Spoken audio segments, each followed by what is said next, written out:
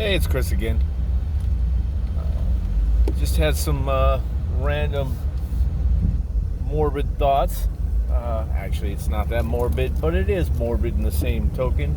Um, I talked before about how do you explain death to children, how to communicate with that, and I don't quite know.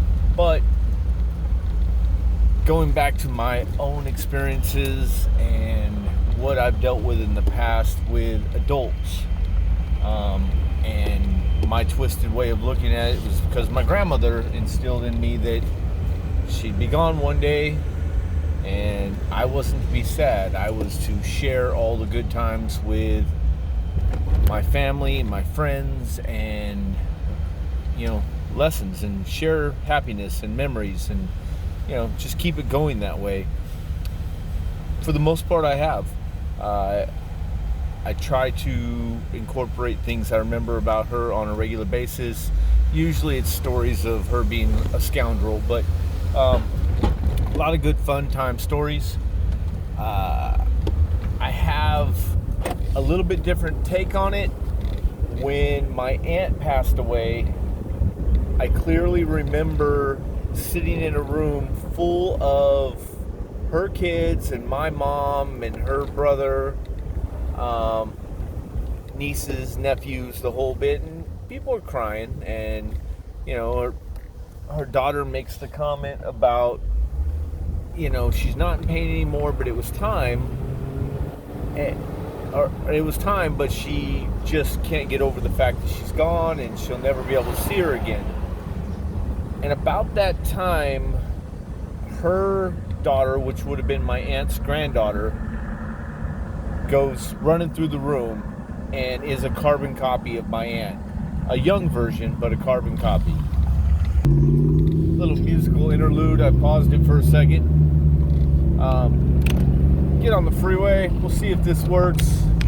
Roll up some windows. Top's still off, but what the heck. So, yeah, at any rate, my aunt's granddaughter was just a spitting image. Facial expressions, same little attitude, same great smile. She's gone, but she wasn't gone. I don't know if that makes sense to you, but, genetics are strong, and you miss somebody and you look around the room and somebody related to them shares their stuff. It's a comforting feeling if you think about it and you can actually grab hold of that child and give them a hug.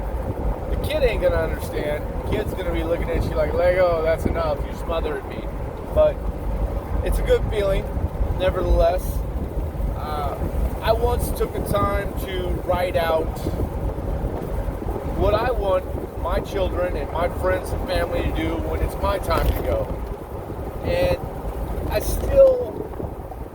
I'm not real sure that I even care what happens to me if I'm cremated, I'm buried, whatever. I really don't care about that part. I'm still very adamant about the fact that I don't want miserable. I want people to show up casual or semi-casual anyways, but fun. I'm talking fun colors. Just no black unless it's sexy as hell. I want fun stuff. I want people in shorts, flip-flops, Hawaiian shirts, women in summer dresses, stuff like that. I want people to drink and laugh, have a good time, talk shit on me. When I was an asshole, say I was an asshole. When I was awesome, say I was awesome.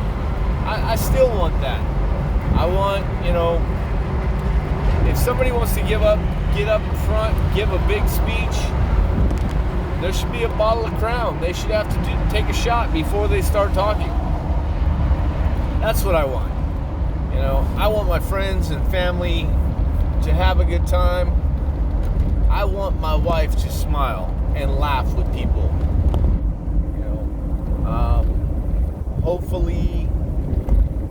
Hopefully my parents don't outlive me. Because being a parent, that would be a horrible thing, to outlive my children. That's just a thought that shouldn't happen. I don't even want that thought. So hopefully my parents don't outlive me, so they won't be partaking in the fun. So anyways, I definitely want, I want my kids and my wife to be able to laugh with the people around. I know everybody's different. They're going to grieve in their own way because I'm not the most horrible person you could think of. People love me. It's true. They do. They're out there. They do love me. My granddaughter does, but she's only 3. Give her time. She'll hate me eventually. Nah, that's not true. She loves me. I'm loved. And I'm blessed because of that. But I want all of those people to smile, have a good time. It's a funeral, for Christ's sakes. Have some fun with it. My grandmother on my father's side passed away, and I wasn't close with her. I didn't really know my dad's side until, like I said, I was at 10 years old when I met everybody. But when my grandmother passed away, I went to the funeral, and it was raining.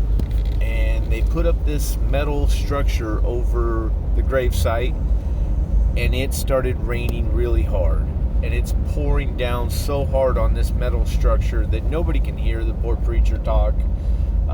We eventually moved in, and we're sitting on the mound of dirt. It was covered with that fake grass, but we're sitting on the mound of dirt, me and my dad, my little brother, so that we could give seats to some of the other women that were there so they could get out from underneath or out of the rain.